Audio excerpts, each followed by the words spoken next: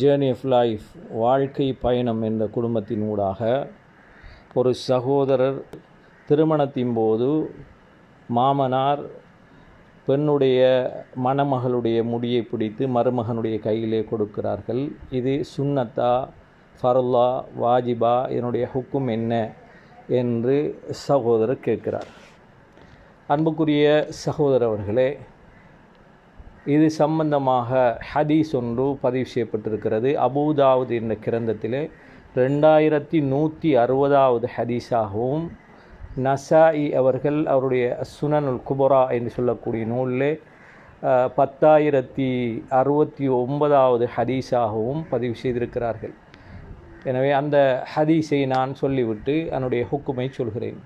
நபிகளார் ஸல்லல்லாஹு அலைஹி வஸல்லம் அவர் சொன்னார்கள், ஒரு பெண்ணை திருமணம் முடித்தாலோ அல்லது ஒரு ஹாதிமை வேலையாளை வாங்கினாலோ அவர் இதை சொல்லிக் கொள்ளட்டும், அல்லாஹும்ம இன்னி அஸ்அலுக ஹைரஹா, யா அல்லாஹ், உன்னிடத்திலே அந்த பெண்ணுடைய நலவை கேட்கிறேன். வ ஹைரமா ஜபல்தஹா அலைஹி, எதற்காக எந்த நலவுக்காக அந்த பெண்ணை நீ படைத்தாயோ அந்த நலவையும் நான் கேட்கின்றேன். வ அஊது பிக மின் ஷர்ரிஹா, அந்த பெண்ணுடைய கெடுதியை விட்டும் நான் பாதுகாப்பு தேடுகிறேன்.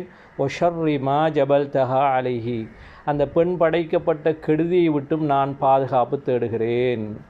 இதே போன்று ஒரு ஒட்டகத்தை வாங்கினால் அதனுடைய திர்வத்து சனாம், அதாவது அதனுடைய திமில்லை கையை வைத்து கொண்டு இது போன்று ஓதட்டும், சொல்லட்டும் என்று நபிகளார் ஸல்லல்லாஹு அலைஹி வஸல்லம் அவர்கள் சொல்கிறார்கள். வேறு ரிவாயத்திலே சும்மய அஹுது பினாசியத்திஹா, பிறகு அந்த பெண்ணுடைய முன்னெற்றி ரோமத்தை பிடித்து கொண்டு அவளுக்கு பரக்கத்துக்காக துவா செய்யட்டும்.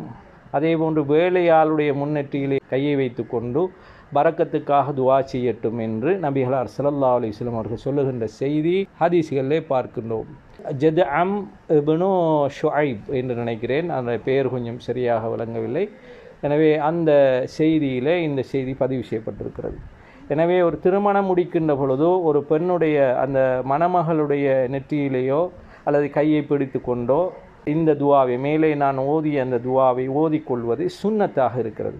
அதை செய்யாவிட்டால் திருமணம் கூடாதுங்கிறது அல்ல, அது செய்வது சுன்னத்தான காரியம். அதன் மூலமாக அல்லாஹு தாலா அந்த துவாவை அங்கீகரித்தால் நிச்சயமாக அல்லாஹு ரப்புல் ஆலமீன் அந்த நல்ல பரக்கத்தான ஒரு வாழ்க்கையை அவர்களுக்கு மத்தியில் ஏற்படுத்துவான் என்பதையும் இந்த இடத்திலே நாங்கள் புரிந்து கொள்ள வேண்டும்.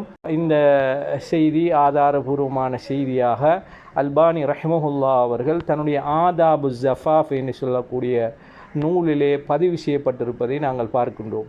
அதே போன்று இப்னு மாஜாவிலேயும் ஒரு செய்தி வருகிறது. அந்த செய்தியிலும் வரக்கூடிய அந்த செய்தியை நாங்கள் பார்க்கின்றோம்.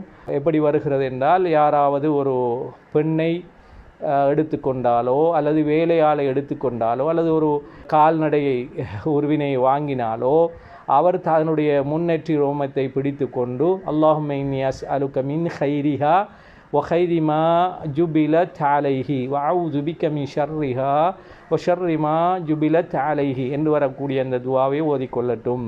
இப்னு மாஜா என்ற கிரந்தத்திலே 1908வது செய்தியாக பதிவு செய்யப்பட்டிருக்கிறது.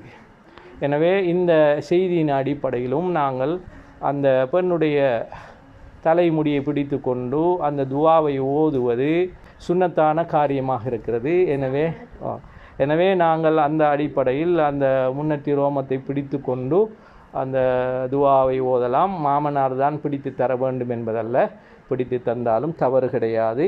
எனவே நாங்கள் ஒரு வாகனம் வாங்கினாலும் ஒரு காரை வாங்கினாலும் அந்த காருக்கு மேலே கையை வைத்து கொண்டு மேற்படி துவாவை நாங்கள் ஓதிக்கொள்ள முடியும்.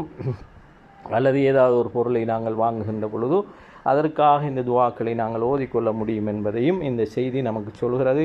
அல்லாஹு தாலாவே மிக அறிந்தவனாக இருக்கிறான்.